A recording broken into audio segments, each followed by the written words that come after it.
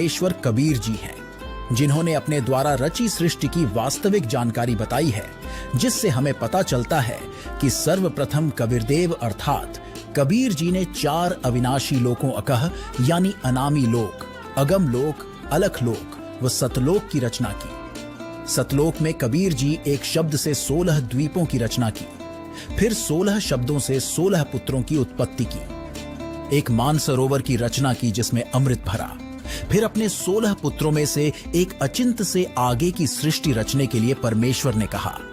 तब अचिंत ने अपनी शब्द शक्ति से अक्षर पुरुष अर्थात परब्रह्म की उत्पत्ति की, जो मानसरोवर में जाकर सो गया, क्योंकि सतलोक में श्वासों से शरीर नहीं है, लेकिन उसे अचिंत जगा नहीं सका।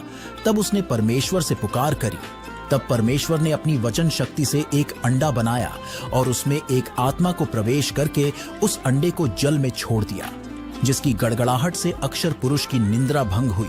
और अक्षर पुरुष ने उस अंडे को क्रोध से देखा तो वह अंडा फूट गया, जिससे अक्षर पुरुष ज्योति निरंजन काल ब्रह्म निकला। जिसके बाद परमेश्वर ने दोनों को बाहर आने के लिए कहा और अचिंत के द्वीप में रहने के लिए कहा। लेकिन कुछ समय उपरांत अलग राज्य प्राप्ति के हठ से ज्योति निरंजन काल ब्रह्म ने 70 युग तप करके 21 ब्रह्मांड प्राप्त किए। फिर दोबारा 70 युग तप करके ज्योति निरंजन काल ने सृष्टि रचना की सामग्री प्राप्त की, और इसके बाद उसने 64 युग तप फिर किया, और जिसके तप को देखकर काल के 21 ब्रह्मांडों में फंसी दुर्गा समेत सभी आत्माएं इसके साथ आ गईं। वही पूर्व में काल के सभी 21 ब्रह्मांड सतलोक में ही थे, लेकिन भयंकर गलती के कारण काल को माया दुर्गा तथा 21 ब्रह्मांडों सहित परमेश्वर ने सतलोक से निष्कासित कर दिया गया, और उस गलती के कारण इसे प्रतिदिन 1 लाख मानव शरीरधारी प्राणियों के शरीर से निकलने वाली गंध को खाने और प्रतिदिन 1.25 लाख की उत्पत्ति करने का श्राप लगा, जिसके लिए इसने अपने 21 ब्रह्मांडों में जीवों को उलझाए रखने के लिए कुछ व्यवस्थाएं कर रखी, जिससे कोई जीव जाल से ना निकाल सके। लेकिन परमेश्वर कबीर जी इस काल ब्रह्म के जाल से जीवों को निकालने के लिए समय समय पर अलग अलग रूपों में प्रत्येक युग में प्रकट होते रहते हैं। तो आज हम अपने इस एपिसोड में जानेंगे कि ब्रह्म ने जीवों को उलझाने के लिए किस प्रकार 21 ब्रह्मांडों की व्यवस्था कर रखी है, तथा परमेश्वर कबीर जी कब किस युग में किसको मिले, यह भी जानेंगे। तो चलिए आज के इस एपिसोड को शुरू करते हैं। सवाल नंबर 1, ब्रह्म कौन है तथा ब्रह्म ने 21 ब्रह्मांड की व्यवस्था किस प्रकार कर रखी है? ज्योति निरंजन काल को ही ब्रह्म कहा जाता है। इसे क्षर पुरुष, क्षर ब्रह्म के नाम से भी जाना जाता है, हालांकि इसका वास्तविक नाम कैल है।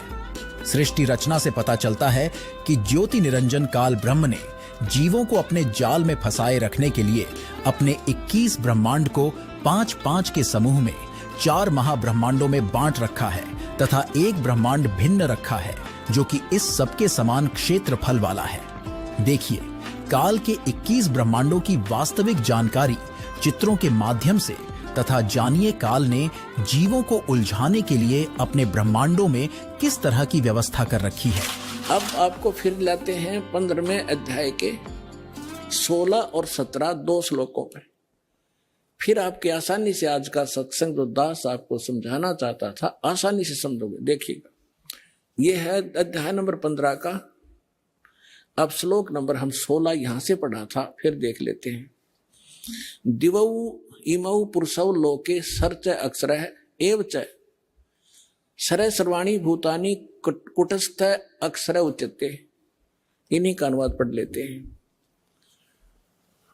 15वां अध्याय। इस संसार में नासवान नासवान अक्षर अविनाशी 2 प्रकार के पुरुष माने परमात्मा, प्रभु, ब्रह्म 2 कहे, और संपूर्ण प्राणियों के शरीर ना तो नासवान है, जीवात्मा अविनाशी कही जाती है। फिर ये 17 में मैं तुरंत कहा कि उत्तम पुरुष है तू अन्य, वो श्रेष्ठ भगवान तो इन दोनों से कोई और है। और परमात्मा इस जीवधारत जिसको भगवान कहा जाता है। ये लोग तर्यमावी से विभर्ती, जो तीनों लोकों प्रवेश करके सबका धारण पोषण करता है, वो अविनाशी परमात्मा है। इन्हीं का अनुवाद। उत्तम पुरुष श्रेष्ठ भगवान तो कोई इनसे दोनों से अन्य है, जो तीनों लोकों प्रवेश करके और सबका धारण पोषण करता है, अविनाशी परमेश्वर परमात्मा इस प्रकार कहा गया है। अब ये है वो जड़ संसार रूपी वृक्ष की प्रवृत्ति कहां से होती है, किससे आहार होता है, कौन पालन करता है? संसार रूपी वृक्ष की जो जड़ है ये परम अक्षर ब्रह्म है। इससे ये तीनों लोकों में प्रवेश करके और सबका धारण पोषण करने वाला ये परम अक्षर ब्रह्म है, ये पूर्ण परमात्मा है, वो जो इन दोनों से सरपुरुष और अक्षर पुरुष से अन्य है। अब ये है तीनों लोकों में प्रवेश करके सबका धारण पोषण करने वाला ये परमात्मा है। अब हम आपको थोड़ा सा इन भगवानों का जो अक्षेत्र दिखाएंगे कि ये कितने प्रभु हैं। जैसे एक ब्रह्मांड होता है, एक ब्रह्मांड में कौन कौन सी स्थिति है वो देखिएगा। ये एक ब्रह्मांड का लघु चित्र है। इस ब्रह्मांड का अंडे जैसी शकल है, अंडे आकार है, अंड आकार है। ये देखिए ऐसा है यहां तक। ये इसको अंड भी कहते हैं, इसको ब्रह्मांड भी कहते हैं।